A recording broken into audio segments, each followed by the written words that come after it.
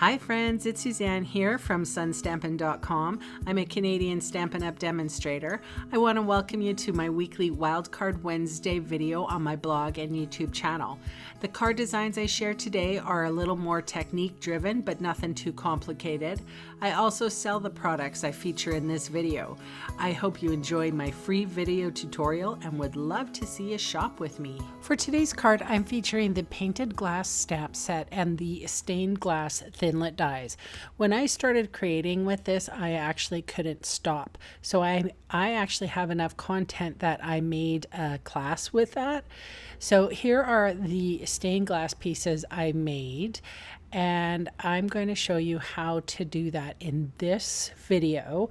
But if you like the design of this card, I would invite you to check out my class. I'll put the link in the description bar below. So I had an adhesive sheet there from Stampin' Up, and I took the release paper off of it, and I actually compressed two thick Whisper White pieces. So I'm just moving the release paper from here. I cut that piece down actually, and then I'm just adhering that piece so it's like a big white sticker. And now I have made a sandwich. So two pieces of Whisper White thick stuck together. You don't have to use the adhesive sheet that I am using. You can use some other type of adhesive. So what I'm trying to do here is this piece is just so that it leaves an impression behind so that I can know where to color for the stained glass effect. So I have a magnetic platform. I'm laying my die up, putting those two pieces of cardstock. You can see it didn't cut through, and that is totally fine. So now I'm going to die cut that piece out several times. I think I used 2 for the base, and then I can't remember. We'll go along as we can see here. So I do have adhesive on the back of a lot of my pieces of paper, and of course I had to use my die brush to get the Whisper White thick and the adhesive sheet out. So this is what I was talking about. You can see that impression now. So I am using my blends markers, Pool Party, Mint Macaron, and Bermuda Bay. So whatever colors you like to use, you can use. I'm really enjoying the blues. So, and I've sped this up so that you can see that I'm not coloring. It doesn't have to be perfect. As a matter of fact, it's actually not perfect. I alternated some of the mint and the Pool Party here, and I think the outsides were mint or Bermuda Bay. Okay, so here is my very first piece of Whisper White thick, and I just removed the release paper off of that. So, and now I'm just making sure that it is secure. I'm really sort of going around that edge that I was given here and really making sure that that piece sticks down. All right, so here is the second piece. Removed the release paper, and I suppose I could have done, it was just easier for me to do one at a time because I was able to get them perfectly even, and even the outside and around. And this is an important step because I'm coming in with my fine tip glue pen now, and I'm filling those little wells with my fine tip glue. So it comes out a little milky. It looks a little milky right now, but it will dry back and it'll actually soak into the paper a little. So it's not going to be quite as domed as this. It's going to stick to the sides.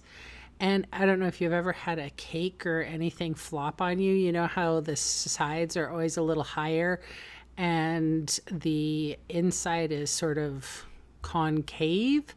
So right now it's convex, but it'll be concave as it dries.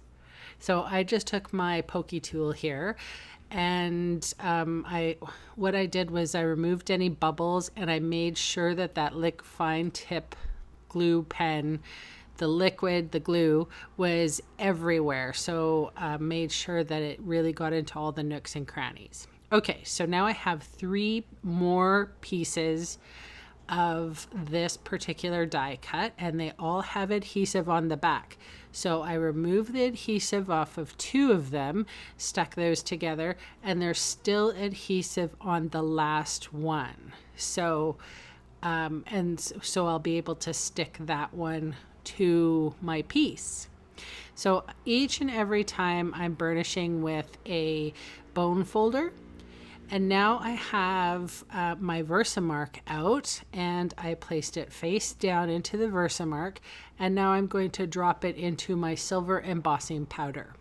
So this is to make, and my sister's the stained glass artist, so I'm not 100% sure if this is what it is, but I think it's called flashing. The silver piece or the lead piece that you melt with, I don't know, it's a stained glass part, it's the silver part is what I'm making here. So I'm and I think it's called flashing, but I could be wrong. Anyway, I'm not making any sense at this point. So I had to silver emboss this 3 times. So I'm using my pokey tool to hold it in place, and it's really delicate. And the thing is that this embossing powder, the more you add to it, the more Versamark ink and heat it up and do this, it becomes kind of molten-y. So you kind of don't want to even touch it, and you certainly don't want to get your finger stuck on it. I can imagine it's probably more painful than hot glue. So using your pokey tool, and this is just a craft mat stuck to a board so it doesn't ruin my work surface, just something extra. All right, so I've done that 3 times, and now I'm going to come in and finish it a little bit. Now this was a step that I could have done at the very end, but since I was waiting, I just took a black Copic marker and went around the edges to finish it off. And now took the adhesive backing off, and look at that. It is a perfectly stained glass window, don't you think? What do you think? Oohs and ahs, right? How cool is that? I was so impressed. So, and there are many different ways of doing this. Jennifer McGuire has an amazing tutorial where she did a couple different methods. But look at that, hey? Woohoo! And the shine, I was trying to get some shine going on. So it's still wet. So, but it does look like that shine looks really cool. Really impressed with it. Okay, so that was the only part of the card. It was just one element. So I have mint macaron, inked that up, and then I went in with Bermuda Bay, and I'm just tapping on the sentiment with my Bermuda Bay. I have a square piece of Whisper White here, and it's just a place marker. This is where I'm going to put the focal piece.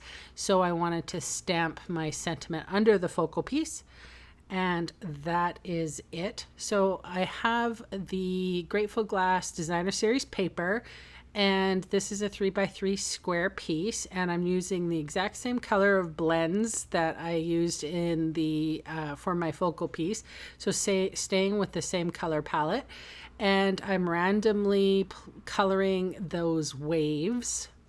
I think they're waves, I'm not sure, with my markers, and I'm coloring the back side of the vellum. So when you flip it over, it's going to look fantastic.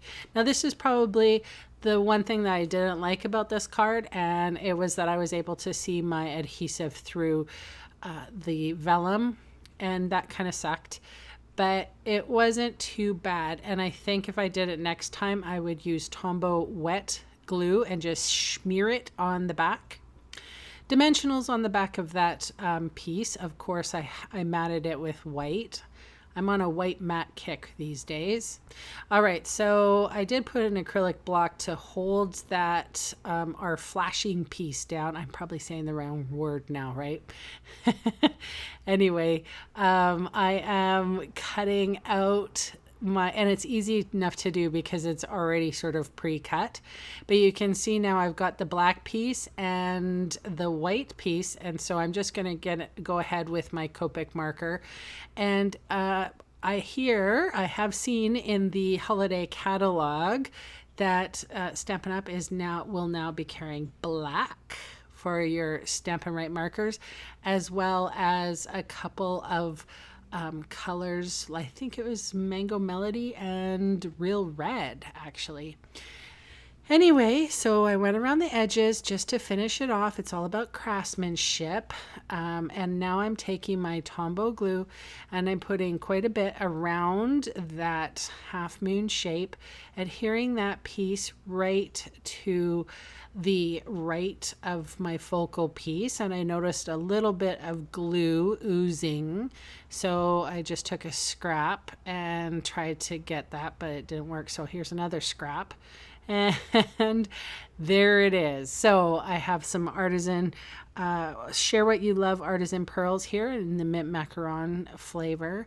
And that is my card for today. Thanks so much for joining me, and I will see you again soon.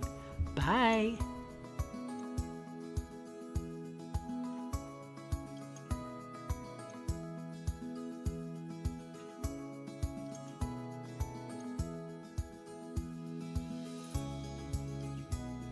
Hey, thanks for sticking around to the end of the video. On screen are 2 more videos for inspiration. Click on the maple leaf for my blog, or click on me to subscribe to my channel. Thanks again for watching.